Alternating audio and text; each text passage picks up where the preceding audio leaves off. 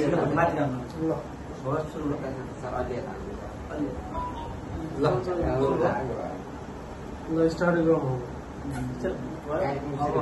कस्तो भने हामी यो विराटनगरमा इक्जाम दिन यो असिस्टेन्टको इक्जाम दिन आइरहेको छ होइन, इन्जिनियरहरू र असिस्टेन्टहरू। अनि यो 3वटा प्रदेशका सबै आफ्नो प्रदेशबाट भेटिआएको छौँ साथीहरू होइन।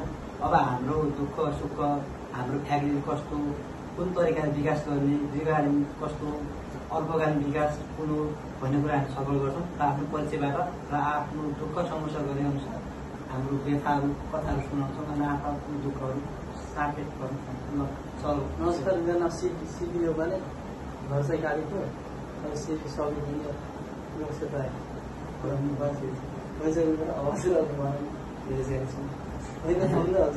सबैलाई मेरो नमस्कार। मेरो नाम लोकन साई, कर्णाली प्रदेश शोभागालिया गाउँपालिका 6 पढाइ असिस्टेन्ट, डिप्लोमा जोइन जुम्ला भर्खर डिप्लो गरिरहेको छ। हामी भनेको अब अहिले यो लोकसेवा तयारी गर्दै जीवन आफ्नो गतिशील अवस्थामा तीव्रता रूपमा बढाउने भन्ने बारेमा अगाडि निरन्तरमा अगाडि जीवनसँग सकारात्मक ढङ्गले आफू निरन्तरमा अगाडि आफ्नो लाइफ चेन्ज गर्ने भन्ने बारेमा निरन्तरमा अगाडि बढिरहेका छौँ।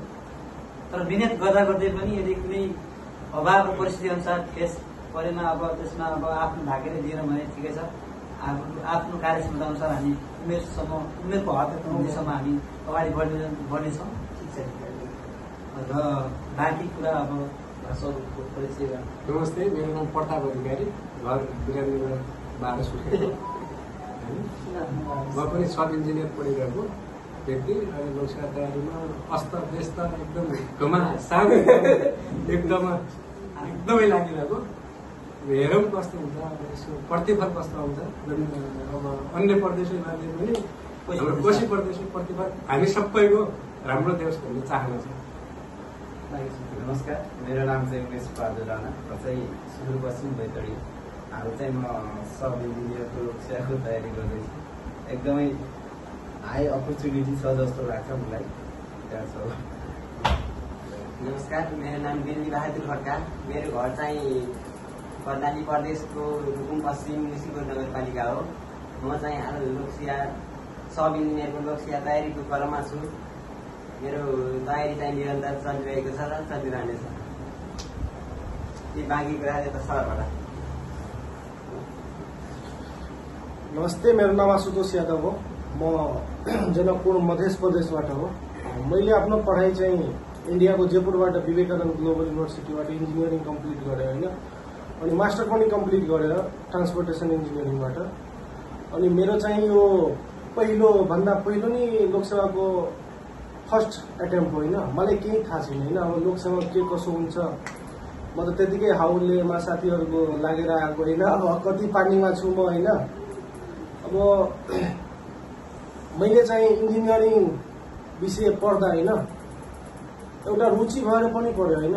अब कसैको त्यो फोर्समा आएर पढ्यो होइन, आफ्नै इन्ट्रेस्टले पढ्यो मैले होइन। अब यता आउँदा चाहिँ बेरोजगार हेर्दा चाहिँ इन्जिनियरिङमा बेरोजगारी हेर्दा कहिलेकाहीँ त्यही दिक्कत लागिरह योभन्दा राम्रो मेडिकलमा गइदिए। मेडिकलमा त्यही बेरोजगारी हो, मेडिकलमा त्यही एमबिबिएस गरेर त्यतिकै बेरोजगार बसे मान्छे हो। त्योभन्दा बढी त इन्जिनियर कमाइदिन्छ होइन। कुनै काम गरे पनि इन्जिनियरले चाहिँ कुनै काम गर्छ। एउटा यो पनि कुरा हो, मेडिकल मान्छेले मेडिकलको काम मात्र गर्न सक्छ। इन्जिनियर चाहिँ बहुरूपियाँ भन्ने एउटा वर्ड छ होइन। कुनै काम गर्छ, मार्केटिङ, इन्जिनियरिङ, एग्रिकल्चर सबै काम गर्छ।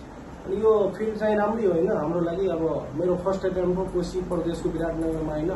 चौथो तहको पढेछु म चाहिँ इन्जिनियर। अब त्यो मलाई थाहा पनि भएन होइन।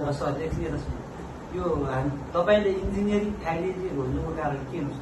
तपाईँलाई किन रुचि भयो त्यो इन्जिनियरिङ? मेरो इन्जिनियरिङमा रुचि नै हो। म सानो हुँदा होइन मेरो चाहिँ मामा पनि इन्जिनियर हुनुहुन्छ होइन।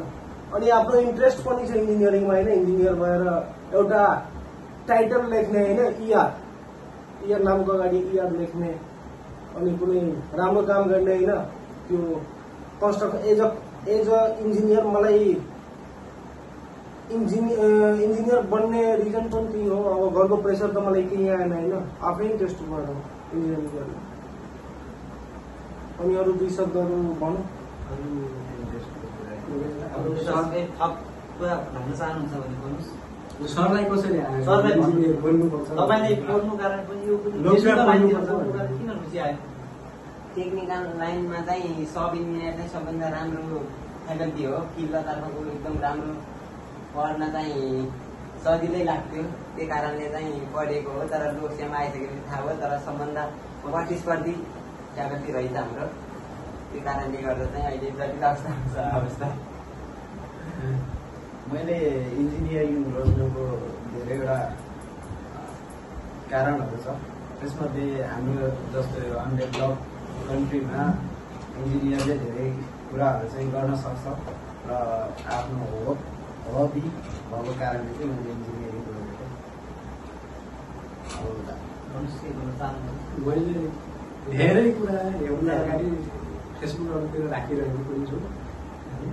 म के भन्छु भने इन्जिनियर भने एउटा समाज सुधारको एउटा कलात्मक व्यक्तित्व हो, जसले समाज सुधार पनि गर्न सक्छ, समाज परिवर्तन पनि गर्न सक्छ, समाजको विकास पनि गर्न सक्छ। त्यही भएर समाजको एउटा राजनीतिक मोडालिटी पनि जान्न गर्न सक्छ। त्यही भएर मेरो रुचि इन्जिनियरिङ क्षेत्रमा भएको हो। मैले प्राइभेटली रूपमा त केही गर्न नसके पनि सरकारी रूपमा गर्न सक्छु कि भनेर अहिले म लोकसेवामा लागिरहेको 1-2 वर्ष भइसक्यो। मिहिनेत गर्दा गर्दै पनि यसो भइरहेको छैन। अब हेरौँ, 1-2 वर्ष अझै पनि मिहिनेत गर्नुपर्छ जस्तो लाग्छ। के हुन्छ यसको रिजल्ट? मैले इन्जिनियरिङ खोज्नुको मुख्य कारण भनेको मेरो गाउँघरतिर बाटोसाटो पनि अहिलेसम्म खानेपानी बत्ती सत्ती पनि सेवा नपुगेको हुनाले आफ्नो क्षेत्रलाई केही शिक्षा गर्न सक्नु भनेर त्यही इन्जिनियरिङ खोजेको मुख्य अब इन्जिनियरको व्यथा कथा भन्ने सुनाइन्छ होइन, हामीले आफू भनिसक्यो होइन कस्तो हुन्छ काम गर्न, कति गाह्रो हुन्छ फिल्डमा गएर, कति काम गर्नु, कति पाहाडमा चढ्नुपर्छ, कस्तो ठाउँमा सर्वे गर्नुपर्छ होइन। त्यो इन्जिनियर भनेको अविकसित ठाउँलाई पनि विकसित गर्ने एउटा कलात्मक रुचि हो, जसले डिजाइन ल्याबहरू, ठुला ठुला कन्स्ट्रक्सन कार्यहरू बनाउने काम गर्छ होइन।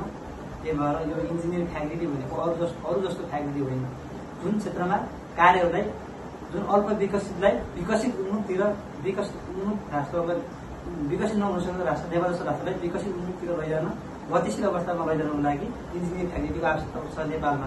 तर पनि यत्रो आवश्यकता हुँदाहुँदै पनि यो अन्य प्रदेशहरूले कोठा खुलाउन सकेको छैन र बेरोजगारी युवाहरू बेरोजगारी हुन बाध्य रहेका छन्, मेरो मनमा लाग्दाखेरि होइन।